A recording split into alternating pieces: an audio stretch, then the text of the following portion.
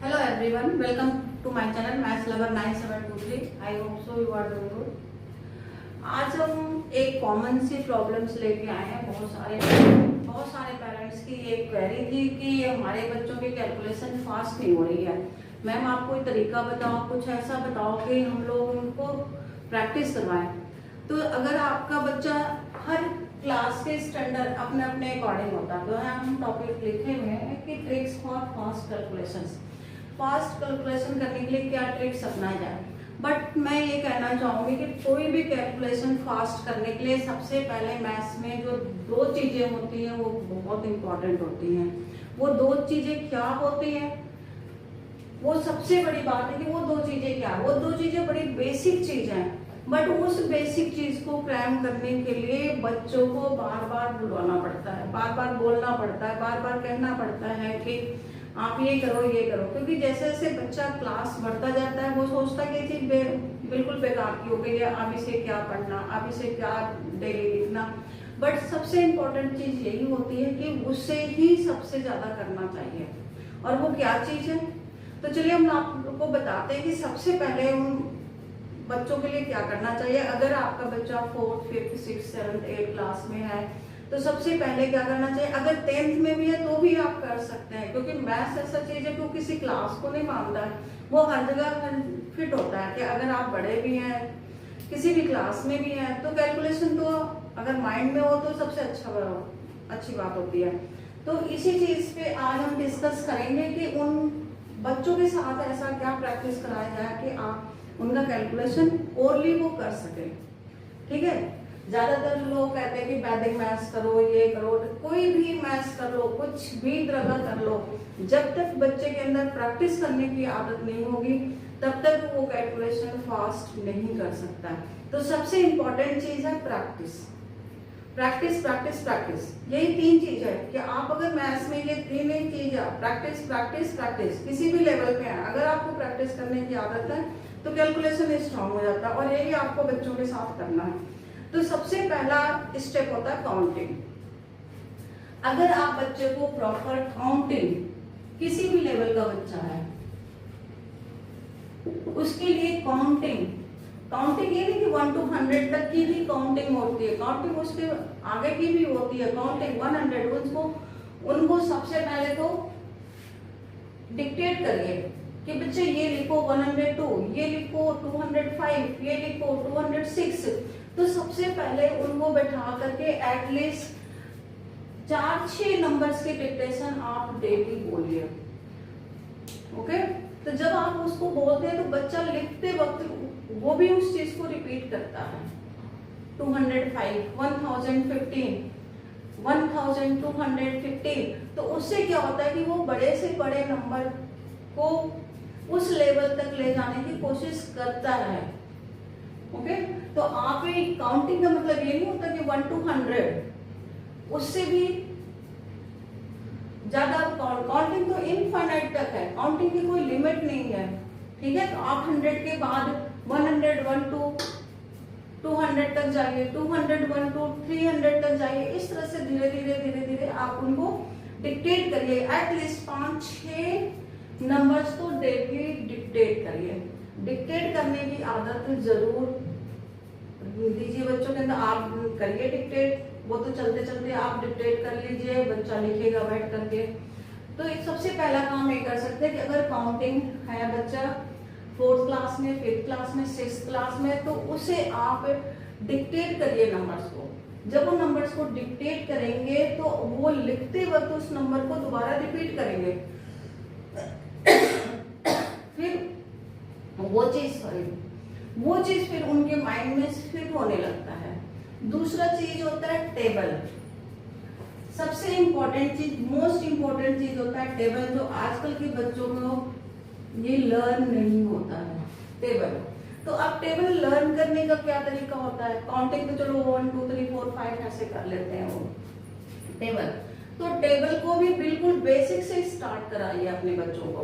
जैसे आप लिखवाते हो टेबल, तो टेबल अगर आप लिखवाते हो तो 1 से लिखवाना शुरू करिए ताकि उनके अंदर इंटरेस्ट आए। सबसे पहले उनको लिखवाइए, टेबल लिखवाइए। जैसे 1 का टेबल उनको लिखना है तो 1 into 1 क्या होता है 1, 1 into 2 2, 1 into 3 3, इस तरह से लिखवाइए और इस तरह से उनको 20 तक लिखवाइए।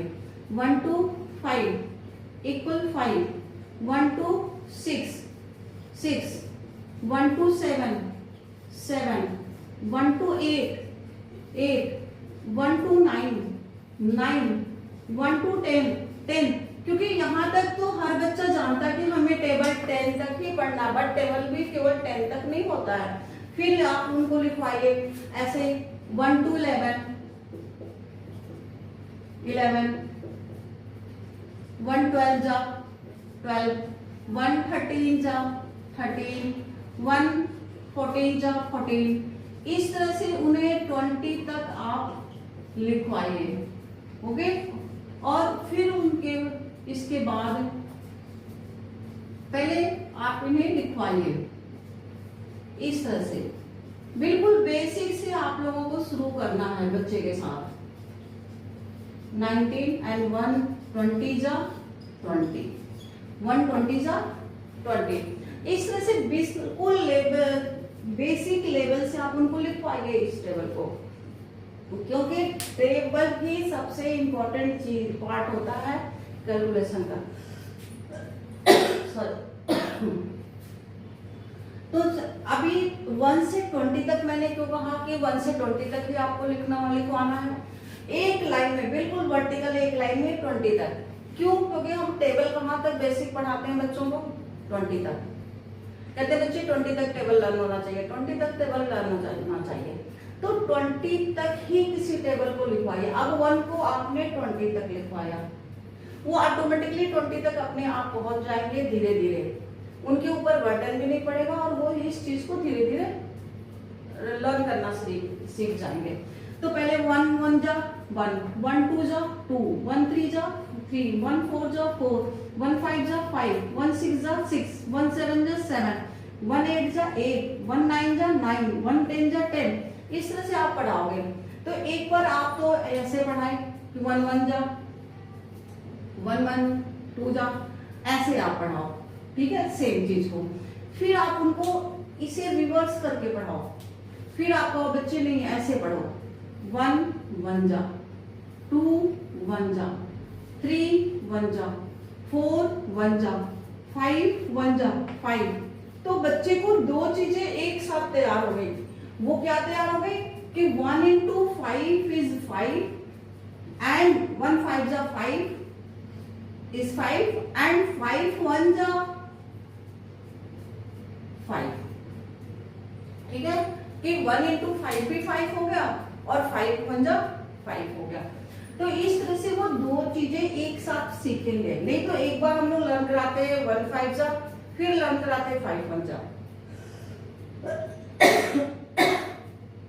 तो इस तरह से आप उनको टेबल पहले 1 का ही लिखने को दीजिए उन्हें, और 1 को तब तक लिखवाइए जब तक उन्हें इस तरह से प्रॉपर तरीके से उन्हें लर्निंग हो जाता है।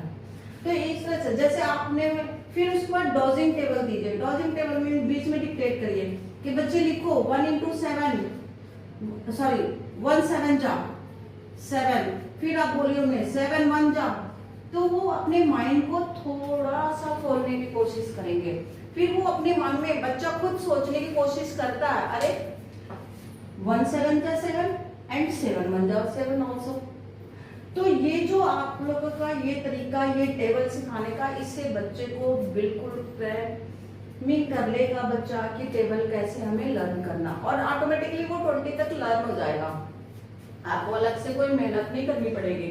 जैसे 1 17 जा, अब आप 1 17 जा एक साथ आप लिखवा रहे हो तो एटलीस्ट 1 17 जा 17, फिर आप उससे पूछो बच्चे 17 1 जा, फिर भी बताएगा 17। तो वो उसे इस चीज को वो माइंड में करता जाएगा कि अरे 1 17 जा एट 17 1 जा both are same thing. That means कि आप इन्हें ऐसे पढ़ो या ऐसे पढ़ो, दोनों की वैल्यू सेम है। तो इस तरह से बच्चा क्या करता है, बिल्कुल बेसिक लेवल पे उसको बहुत अच्छी तरह से ध्यान से सुनता है और करता है। अगर आप उसे लर्न करने को, बिल्कुल रट्टाफिकेशन करने को कहोगे तो बच्चों के अंदर इंटरेस्ट नहीं आता है, वो एक बार पढ़ते हैं, 2 बार पढ़ते हैं, हो गया लर्न, एक बार पढ़ते हैं, 2 बार करते हैं, हो गया लर्न। नहीं, ऐसे नहीं। आप उनको पहले एक बार को इस तरह से पढ़ा लिखो, पूरा 1 से लेकर के 20 तक लिखो। फिर उनसे कहो कि हाँ अब ऐसे पढ़ो, 1 1 जा 1, 1 2 जा 2, 1 3 जा 3, 1 4 जा 4, 1 5 जा 5, 1 6 जा 6, 1 7 जा 7, 1 8 जा 8, 1 9 जा 9, 1 10 जा 10। ऐसे आप पूरा पढ़ाते जाइए। फिर उनसे कहिए कि रिवर्स पढ़ो। रिवर्स दैट मीन्स यहाँ पे फिंगर रखो, 1 1 जा 1, 2 1 जा 2, 3 1 जा 3, 4 1 जा 4, 5 1 जा 5, 6 1 जा 6, 7 1 जा 7, 8 1 जा 8, 9 1 जा 9, 10 1 जा 10, 11 1 जा 11, 12 1 जा 12, 13 1 जा 13। इस तरह से बच्चों को एटलीस्ट पहले 1 का टेबल पढ़ाइए, फिर 2 का, फिर 3 का, ऐसे 20 तक लिखवाइए। 10 तक नहीं, 20 तक पूरा लिखवाइए। फिर उन्हें रिवर्स पढ़ने के लिए कहिए। ये बच्चे 6, 7, 8 क्लास 10 क्लास के बच्चे भी ये कर सकते हैं, क्योंकि उनको भी ये टेबल लर्निंग होते हैं। बहुत सारे बच्चों को मैंने खुद देखा है कि उनको अगर 17 into 2 भी दिया जाए तो वो लिख करके मल्टीप्लाई करते हैं। हमेशा लिखेंगे पहले साइड में कहीं पर, फिर 17 into 2 करते हैं।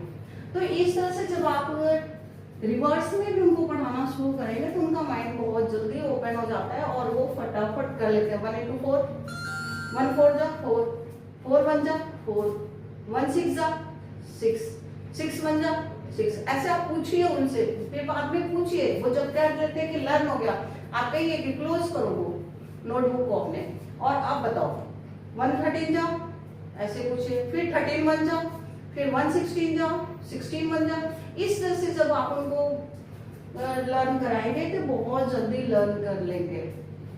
तो आज का हमारा केवल यही टॉपिक होगा ट्रिक फॉर फास्ट कैलकुलेशन के लिए, कि आप लोग टेबल के लिए जरूर प्रैक्टिस करें। अपने बच्चों को टेबल के लिए इतने अच्छी तरह से ये प्रैक्टिस जरूर कराएं। यही बैकबोन है। उसके बाद आप 2 डिजिट के नंबर्स पे आएंगे। 2 डिजिट का नंबर ऐड करना हो, या 2 डिजिट का नंबर सब्ट्रैक्ट करना हो, या 2 डिजिट का नंबर मल्टीप्लाई करना हो। क्योंकि जब तक आपका ये टेबल नहीं लर्न होगा, काउंटिंग नहीं होगी, तब तक एडिशन भी कहाँ हो पाएगा, नहीं हो पाएगा। अगर आप कहोगे कि बच्चे लिखो 5 + 5, सेम नंबर ही दो पहले उन्हें एडिशन के लिए, ठीक है, सब्ट्रैक्शन के लिए, किसी के लिए भी, तो पहले उन्हें सेम नंबर दो कि 5 + 5 बताओ बच्चे, 6 + 6 बताओ, 7 + 7 बताओ। ये अपनी सिंगल डिजिट है। जब वो सिंगल डिजिट को बहुत अच्छी तरह से क्रैक कर लेंगे तो आप 2 डिजिट की तरफ जाइए। अदरवाइज ना उनका सिंगल लर्न होगा, ना उनका डबल, फिर वो बहुत टाइम वेस्ट करते हैं। तो सबसे पहला काम है टेबल, टेबल के बाद एडिशन, एडिशन में पहले आप सेम डिजिट को लेके जाइए। सेम डिजिट लेने के बाद फिर आप थोड़ा सा रैंडमली और भी कोई नंबर, जैसे 12 + 11, ये साथ के नंबर है, तो ये बच्चा जल्दी लर्न करने लगता है कि हाँ 12 + 11, तो ये उनके माइंड में फिर फिक्स हो जाता है कि अरे 2 और 1 तो 3 होता है, 1 to 2 हो गया, 23 आ गया। तो इस तरह से बच्चा बहुत ही सिंपल तरीके से लर्न करना शुरू कर सकता है। तो ये मैं बहुत ही बेसिक तरीके से इस कैलकुलेशन को फास्ट करने का तरीका आपको बताया है। अगर आप अपने बच्चों का कैलकुलेशन मैथ में फास्ट करना चाहते हैं तो उस बैकबोन को पकड़िए, जो सबसे इम्पोर्टेंट चीज है, और वो है टेबल। क्योंकि आज के समय में मोस्टली बच्चों को मैंने देखा है, तो ये बैकबोन है, इसे आप लोगों को बच्चों के साथ थोड़ी सी प्रैक्टिस कराइए। अगर आपके बच्चे 9th 10th 8th क्लास में हैं तो उनसे भी डेली कहिए। अब आपका समर वेकेशन आएगा, समर वेकेशन में आप 1 घंटा नहीं, 15-20 मिनट का काम है ये। बस 15-20 मिनट आप अपने बच्चों के साथ केवल यही चीज लिखवाइए, ये चीज करिए। उनसे पूछिए, उनसे ओरल से पूछिए। फिर अगर वो ओरल नहीं बता पाते तो उनको नोटबुक उनके सामने रखिए और वो फिर वो उनको लिख के दिखाएंगे। बट ये मत समझिए कि 8 क्लास के बच्चे को आप नहीं बैठा सकते या किसी को, तो उनका एक शेड्यूल बनाइए। समर वेकेशन सबसे बेस्ट टाइम होता है कि जब आप अपने बच्चे को 15-20 मिनट का टाइम पूरे 24 आवर्स में से किसी भी टाइम्स निकाल के दे सकते हैं। तो ये आप जरूर करिए अपने कैलकुलेशन को फास्ट करने के लिए, बच्चों के कैलकुलेशन फास्ट करने के लिए। अपने आप ऑटोमेटिकली देखोगे कि आप बहुत इजी तरीके से कैलकुलेशन बना सकते हो। उसके बाद जब आएगा तब उनको स्क्वायर करना है, क्योंकि अभी बताया ना कि सेम नंबर, जब आप सेम नंबर का ऐड करना सिखाओगे ना तो वो आप उनको फिर ये तरीका सिखाओ कि 5 कितने टाइम्स आया, 2 टाइम्स आया। 5 2 टाइम्स आया तो मीन्स 5 अगर 2 टाइम्स आ गया तो इसका मतलब हो गया 2 5 जा 2 5 जा क्या आ गया 10। वो अपने आप उस चीज को सीखना शुरू कर देता है। ठीक है, तो ये आप लोग इस तरह से अपने बच्चों को टेबल और एडिशन कराएंगे 6 + 2 इस तरह से। फिर उसके बाद आता है आपका स्क्वायर, फिर क्यूब, स्क्वायर। अब आप बच्चे को 2 सेम नंबर का मल्टीप्लाई बताइए, 2 सेम नंबर का मल्टीप्लाई। तो 5 × 5, 5 5 जा, 2 बार बोल रहा है ना बच्चा, 5 5 जा 25। तो 5 5 जा, बच्चे को बताइए कि अगर आप सेम 2 नंबर का मल्टीप्लाई करते हो तो ये बनता है स्क्वायर। क्या बनता है? स्क्वायर। तो 5 का स्क्वायर हो गया 25। 5 का स्क्वायर मीन्स 5 को 2 टाइम्स मल्टीप्लाई करना। इस तरह से इन बच्चों का टाइम आप बिल्कुल आधा घंटा समर वेकेशन, ये सब कोर्सेज समर वेकेशन के लिए ही होती है। स्कूल टाइम में तो थोड़ी प्रॉब्लम आती है, बट आप समर वेकेशन में आप सभी पेरेंट्स ये काम कर सकते हैं बच्चों के साथ कि आप उनको आधे घंटे का टाइम दीजिए। आधे घंटे का भी टाइम नहीं लगता, 15-20 मिनट का मुश्किल से टाइम लगता है। बच्चा करके हो, बच्चा भी खुश और उसके कैलकुलेशन पढ़ाई भी हो गई और बहुत ही इंटरेस्टिंग तरीके से बच्चा कर सकता है। तो चलिए आज के क्लास में, आज के इस वीडियो में मैं यही बताने की कोशिश करी हूँ कि आप लोग अपने बच्चों का कैलकुलेशन कैसे फास्ट करें, क्योंकि बहुत सारे लोगों की एक क्वेरी थी कि हम अपने बच्चों का कैलकुलेशन कैसे फास्ट करें, बहुत टाइम लगाते हैं, एक क्वेश्चन करने में बहुत टाइम लगा देते हैं। तो आप लोग ये एक बार हमारे बताए हुए तरीके को आजमाइए, बहुत अच्छा तरीका है। एक बार आप बताएंगे फिर कभी बताने की आपको जरूरत नहीं होगी। बस एक साल के लिए 1 महीना आप बस अपने बच्चे के साथ मेहनत करें। और मैथ्स तो देखिए प्रैक्टिस मांगता है, अगर मैथ्स में प्रैक्टिस नहीं होगी तो वो मैथ्स कभी याद नहीं रहेगा। कोई भी सब्जेक्ट हो, दैट मीन्स की प्रैक्टिस मस्ट है, तो प्रैक्टिस तो जरूरी है। इसलिए आप लोग से कह रहे हैं कि ये समर वेकेशन आ रहा है, इस समय समर वेकेशन का यूज करिए अच्छी तरीके से, ताकि आपका बच्चा आगे जा करके बहुत अच्छा कर सके मैथ में। Thank you so much watching my video. Thank you.